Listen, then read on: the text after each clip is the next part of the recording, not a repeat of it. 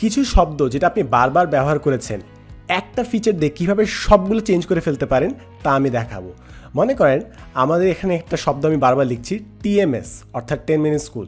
তো আমি যদি উপরে দেখেন ডান পাশে ফাইন্ডে ক্লিক করি, ফাইন্ডে ক্লিক করে আমি যদি এখানে টিএমএস লিখে সার্চ দিই তাহলে দেখবেন আমি 136 বার টিএমএস লিখেছি। অর্থাৎ একটু আলসেমি করছি, তো 10 মিনিট স্কুল বাবা না লিখে আমি জাস্ট টিএমএস লিখেছি। এখন সাবমিট করার সময় তো এভাবে দেওয়া যায় না, পুরো নামে লিখতে হবে। তো পুরো সবগুলো 136টা একবার করে চেঞ্জ না করে আমি জাস্ট একটা ফিচার ইউজ করব।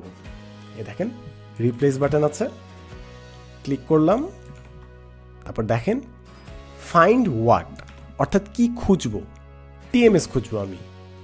রিপ্লেস উইথ, কী দিয়ে রিপ্লেস করব, 10 মিনিট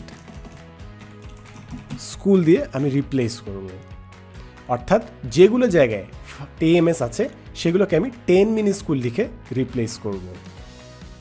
রিপ্লেস অল, ওকে, ডান। এখন যদি আপনি খেয়াল করেন দেখবেন এই যে দেখেন 10 minute school, 10 minute school, 10 minute school, 10 minute school, 10 minute school, 10 minute school, অর্থাৎ যেগুলো জায়গায় আমি টিএমএস লিখেছিলাম ওগুলো সব 10 মিনিট স্কুল দিয়ে আমি রিপ্লেস করে ফেলেছি। তো আপনার যদি বড় বড় কোনো নাম থাকে যেটা আপনার বারবার লিখতে ইচ্ছা করছে না, ওগুলো আপনি জাস্ট একটু সাংকেতিক কিছুটা রাখবেন XYZ, তারপর রিপ্লেস টুল দিয়ে রিপ্লেস করে দিলে আপনার সবগুলো চেঞ্জ হয়ে যাবে।